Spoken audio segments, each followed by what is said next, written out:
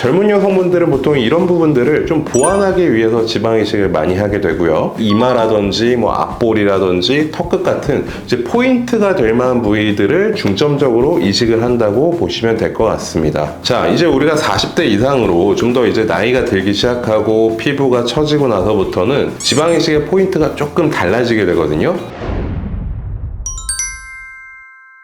안녕하세요. 저는 성형외과 전문의 한바른 원장입니다. 자, 오늘은 얼굴의 지방이식 수술에 대해서 이야기를 해보려고 하는데요. 우리가 20대 후반부터 뭐 70대까지 가장 많이 하는 동안수술 중에 하나가 지방이식이고요. 우리가 어렸을 때 지방이식을 할 때와 이제 나이 들었을 때 하는 지방이식의 차이가 어떤 것들이 있는지, 혹은 이식 부위 같은 것들의 차이가 있는지, 뭐 생착률 같은 거에 대해서 주의해야 될 점에 대해서 오늘은 어떤 것들이 있는지 알아보는 시간을 갖도록 하겠습니다.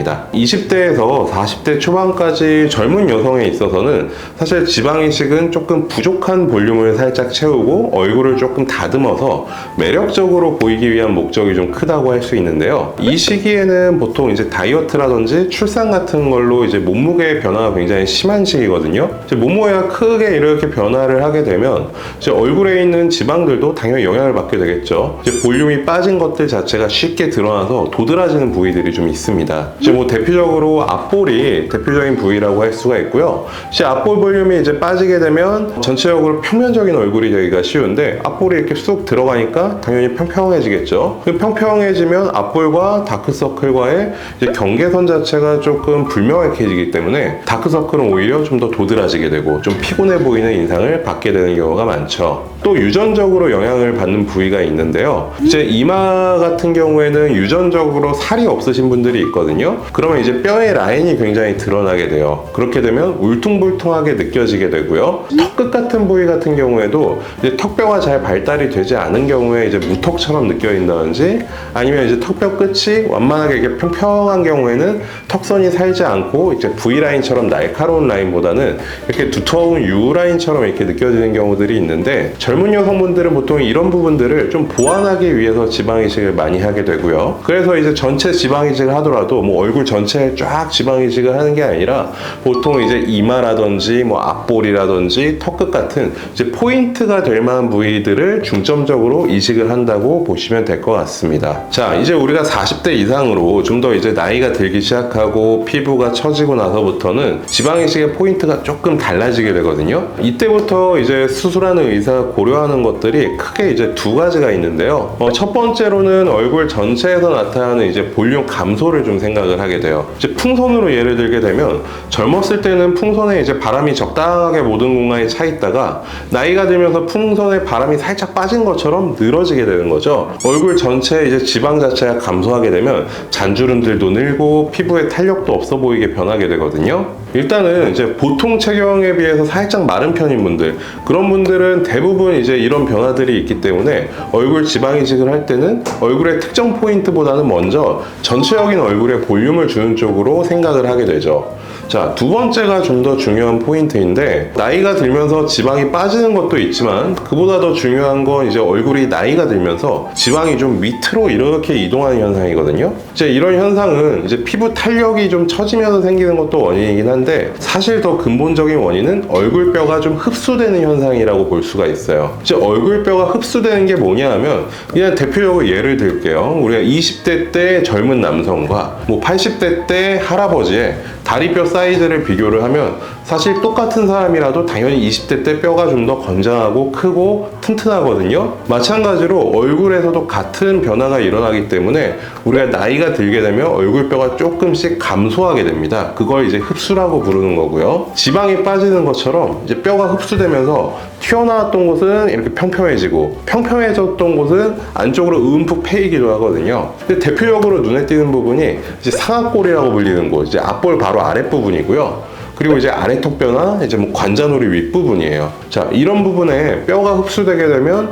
위에 올려져 있던 지방은 어떻게 되나요? 살덩어리들이 받쳐주는 게 없어지니까 쭉 미끄러져서 밑으로 내려오게 되죠. 그래서 이제 젊었을 때는 얼굴 전체의 무게중심이 살짝 위쪽에 있거든요. 이렇게 역삼각형의 모양, V라인이니까 역삼각형 모양에 가깝게 되어 있다면 나이가 들면 들수록 살들이 쭉 밑으로 내려오면서 무게중심이 아래쪽으로 가니까 긴 직사각형 형태로 바뀌거나 오히려 삼각형 모양으로 무게중심이 아래쪽으로 쏠린 것처럼 나타나게 돼요. 그래서 이제 노화가 진행되었을 때 지방 이식은 전체적인 볼륨을 더하는 것 외에도 아래쪽으로 이제 쏠려 있는 무게중심을 살짝 위쪽으로 이동시켜 줘야 되니까 이마 부분이나 관자 부분이라든지 혹은 앞볼 중에서도 윗부분들의 볼륨들을 특히 신경 써서 더해주게 되고요. 처진 살이 모여있는 입술 주변 같은 경우에는 이제 주름이 개선되는 수준에서 지방 이식을 하게 되는 거죠. 입 주변 주름이 신경 쓰인다고 지방 이식을 이제 팔자 아랫부분에 굉장히 과하게 되면 주름은 뭐 좋아지거나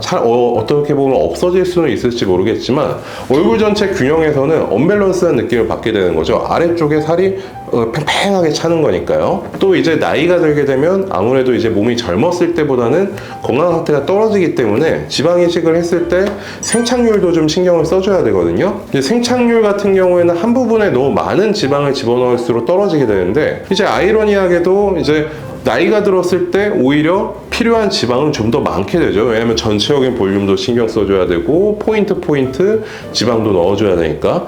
그래서 이제 나이가 든 경우에 지방 이식을 할 경우에는 이제 또 PRP라든지 줄기세포라든지 보톡스 같은 시술들을 같이 해서 생착률을 높여주려는 방법을 잘 써주시는 게 좋습니다. 지방 이식은 생착이 된 경우에는 사실 큰 몸에 변화가 없는 한은 거의 반영구적으로 유지되는 시술이라고 할 수가 있어요.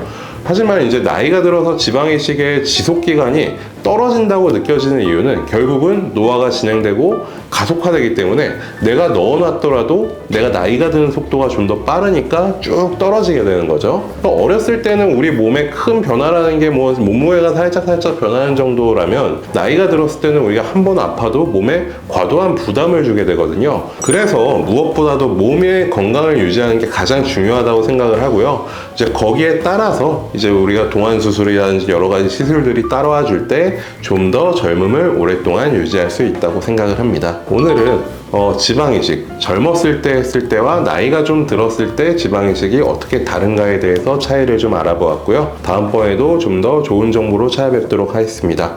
혹시라도 더 궁금하신 점이 있으시다면 댓글에 남겨주시면 제가 직접적으로 답변을 드리도록 하겠습니다. 지금까지 한바른 원장이었습니다. 감사합니다.